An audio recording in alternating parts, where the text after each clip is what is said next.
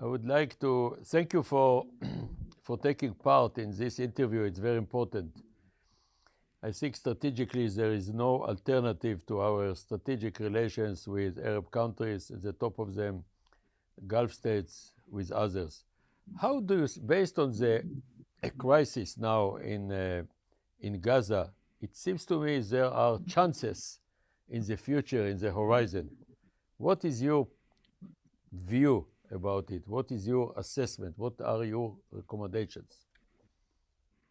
To start with, I'm strongly believe that the Abrahamic Accords is a major cornerstone that's going to reshape not just the current but the future of the whole region. So it did survive a few hard tests and, let's say, confrontation between Israel and Hamas, and we strongly believe that we're going to overcome this challenge, but it will require that the our Israeli friends start listening to the region more than to the international community. Does this crisis represent maybe one of the way out? Of course, we see that the economic, let's say, corridors or cooperation and partnership is the way forward. It's going to be geoeconomics, no more geopolitics. We've seen what it has, how it has impacted our choices in the past, and we need to start changing course. Abraham Accord is a fantastic model following the peace treaty, the historic peace treaty, and the peace treaty with the Mamlaka al-Urduniya, Hashemite Kingdom of Jordan. But I do feel that after the collapse of Hamastan, there is a chance to extend our relations with the Sunni Arab countries that are so important, in my opinion, with Saudi Arabia, based on the model of Abraham Accords that gives also economic, strategic, security future following the peace treaty, but it's not enough. We would like to, what do you think? Can we extend the model of Abraham Accords to Saudi Arabia and to establish some strategic alliance against all forces of evil or axis of evil? Okay, I will tackle this from two perspectives. One, we are not a Sunni Arabs, we are just Arabs, and we are your neighbors. And the future could only be secured and the region restabilized by all means if we, let's say, collectively build a joint sort of efforts and vision. We have seen how that did affect the US position from reintegrating Iran through reinstating the nuclear deal. When we collectively opposed that, the US started listening, and also Europe. Now, does Saudi Arabia in need of a more stable, long lasting region? Definitely is. Is it going to what you coin or let's say describe as normalized with Israel? Of course, it is in its best interest and the region best interest. The Saudis have floored the Saudi peace initiative back in 2002. Until today, not a single Israeli leader have addressed that. While at the same time, we have seen that the Israeli national anthem and the Israeli flag was raised in Riyadh last September. And then there was another event where Israeli officials have participated in a UN event in Riyadh as well. So what Saudi is, strategy is normalizing with the Israelis, not Israel as you choose through your elected official or government. Saudi private, Israeli private sector is working in Saudi Arabia. We are normalizing, or let's say, introducing through other means what you call normalization, bottom up and not top to bottom. Now, Israel need to understand Saudi Arabia today and UAE are the biggest two economies in the region. And along with Israel, could you imagine the impact that those three economies gonna contribute to the whole region? We have vast interest in cooperation. We have Jordan, we have Iraq, we have Syria, we have Africa, we have Near East. There's so much that we could do together. And Saudi Arabia is the focal point of stability in the region. And you know exactly how much the Saudis did since 2003 and through 2011 until today. So they played a major role in terms of restabilizing its immediate region, and definitely the whole region will be benefiting from a stronger regional relationship, including Israel. What is the perspective of the Arab countries, Gulf countries, and yourself about the crisis now in Gaza, and how do you foresee it ending in the, let's say, in the coming months? Well, Gaza is not Hamas. As if we're going to be prosecuting Hamas, Israel gonna fail in winning the battle but losing the war. What we need is collectively to see what are other options for Gaza the day after. Everybody's talking about Gaza the day after. And what's happening? We see the Benjamin Netanyahu discussing that with the Americans, while Israel should be discussing this which is, with its immediate neighbors and allies, including Saudi Arabia. What you need to do is just take a leap of faith. Don't assume that we will be more accommodating to any suggestion coming from Washington. We will be more open, regionally, to discuss our own affair and find solutions. Gaza could be a starting point. We already have a UAE field hospital. We have seen the Jordanian doing something there. Why can't we start by building on what we have on the ground? We have UAE. Can't we develop something that could be the core of a new thing? Can you share with me some specific ideas about, let's assume after collapse of Hamastan, we are facing Gaza as a challenge, and we are ready all together to establish some axis of stability, sanity based on the Arab states, of course, United States, Israel. Can you be specific mainly about the security benefits, economic benefits? Like we are meeting today for some conference and you are offering the agenda. What will be the agenda you will offer? Okay, when we talk about Gaza the day after, we'll definitely need, Israel will need strong allies. And its immediate neighbors could represent that. But we also need the Palestinian Authority to come in.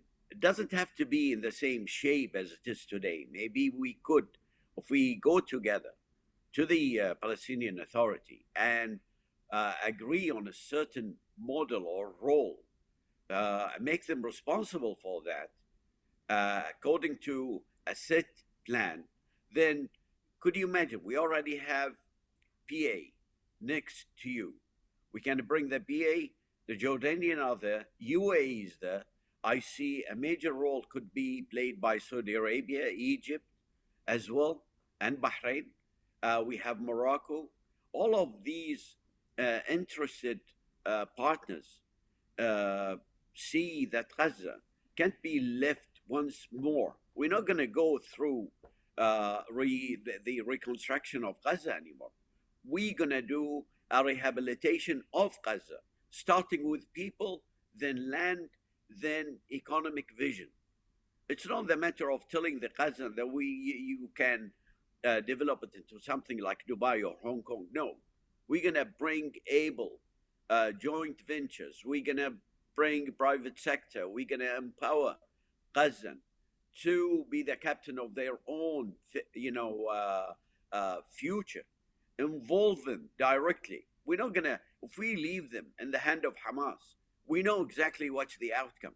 Furthermore, we're not going to be playing with Hamas as a catalyst and, let's say, a political sort of balancing act between Gaza and the West Bank.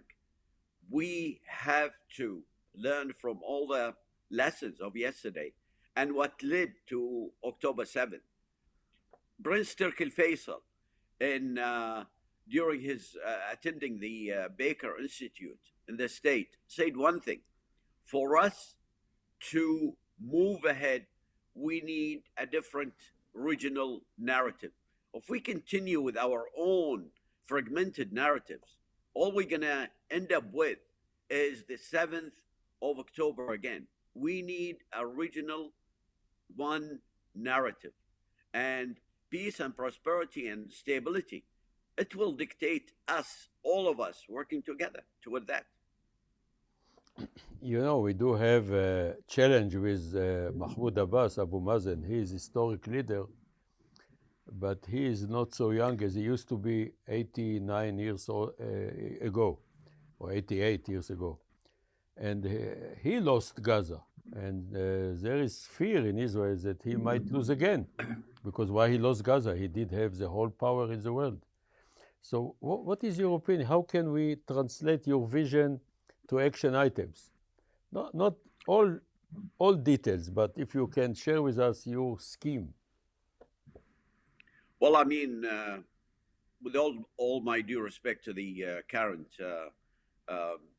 model of governance or leadership of the PA, I think they are they need definitely and immediately not a soul searching exercise, but acknowledging reality. They had failed. They can blame the Israelis, they can blame everybody else, but they have to acknowledge that they have failed in governing their own affairs. So to start with, I would recommend that they do an actual sort of restructuring, starting with administrative and financial sort of major reforms, including probably applying what Prince Mohammed bin Salman did, using some sort of a Ritz-Carlton sort of model. They need to be made accountable. Two, Mahmoud Abbas, with all my due respect, he need to step down. And the Palestinians need to start representing their best interest. Blaming Israel is easy, but they also need to blame themselves. Now, the matter of election, it shouldn't be an issue at the present time. Probably we could all agree, based on what we may think as a way out of Gaza, is to have transitional sort of governing body that's going to be reforming all the Palestinian faction and help them transition from liberation to political parties. And this is how I see it. They acknowledge what they have been doing, take responsibility for it, and for Mahmoud Abbas to agree on stepping down. Can you imagine it possible that he will step down? He looks to me that he is eternal, at least from his point of view. Well, put it this way, people like Mahmoud Abbas or Benjamin Netanyahu will not represent nor the best interest of Israel nor the best interest of the Palestinians. Both should exit the scene permanently. I would like, with your permission, to ask your opinion whether Saudi Arabia is still enthusiastic to have strategic alliance with US and ready for extending Abraham Accords or the treaties with the Republic of Egypt and Hashemite Kingdom of Jordan to be more solid, powerful. What is your opinion? Is it feasible at least next year, 2024? Well, put it this way: the soon we put Gaza behind us, we can restart going back on the same path. We've heard Prince Faisal bin Farhan calling for Israel to cease its current operation because it's not going to be achievable at, let's say, a low cost. The human cost is massive, and it is not something that anybody could live with. Two is to go back to the peaceful approach, and that means very clearly is going back to the negotiating table. Would it happen this year, next year? It's up to the Israelis. Now, we need to start with express our intentions through measures. Gaza at the present time represent that opportunity. That's what you said. Can we see light at the end of the Gaza tunnel? Yes. It's not going to be Hamas, and it's going to be us collectively working. But alienating the Palestinian Authority, as Benjamin Netanyahu is outlining, it's not going to be acceptable because they're going to be exactly, accepting the fact that the two-state solution is not on the table anymore. And let me just add one point. I think what is missing is the two-state solution viable for the future of both or not? Two, I spoke to young people, Palestinian and Israelis, and both of them agree on one thing. They can live together. They can work together. Why can the politicians don't see that and see that their hope and aspiration is one state? So if that's the solution, and that's what King Salman, I'm not saying that King Salman is calling for one state solution, but what King Salman said in the Quds summit in Saudi Arabia, whatever the Palestinian will accept, Saudi will support. So, can we be optimistic or pessimistic about our alliances with the Arab world? I'm optimistic. But what is your opinion? Well, put it this way: Israel need to start acting like a regional partner and shouldn't wait always for its neighbors to take the first step. Israel could take the best step, and with that, really set the pace for the rest of the region. We have the economic corridors. I've been speaking for the last 2 years with a lot of Israelis about a lot of ideas. Economics is going to be the way forward. It's not what we all need. If you succeeded in turning the Negev green, could you imagine collectively how much Negev we can do in the region? What is your opinion about the competition between the superpowers, namely United States vis-a-vis Russia? Of course, Iran in the center as a regional power with all its characteristics, threshold state, nuclear, supporting terror, supported by Russia, but on the other hand, you have US. What is your perspective about the international arena vis-a-vis the Middle East? I believe that you and I have touched on that point when I was in Australia, when you mistaken me for the Bahraini ambassador to I Israel. mean it. And I I mean told it. you, and I told you there and then, as long as we are willing to continue being seen as a fragmented Middle East, nobody going to show the respect we deserve. It's not going to be power. It's going to be our collective will that's going to be reshaping the future of this region. Israel is part of it, and Israel should not wait for Saudi Arabia or Bahrain or UAE or Jordan to express strategic moves in terms of complementing or developing something down the line of economic corridors that's going to be benefiting Israel the Palestinian and the Jordanian. I believe if you start acting or working on that, and the potential is huge, you're going to be expressing a different Israel. You're going to be representing the Israel that we signed those agreements with back in 2020. With this very important, I can talk with you 2 years since from now, but unfortunately we need to end. So I would like to thank you very much from the bottom of my heart for this fascinating meeting interview. And بدي أشكرك من عمق قلبي وأهلا وسهلا وشكرا وإلى اللقاء. إلى لقاء قريب يا صديقي. شكرا.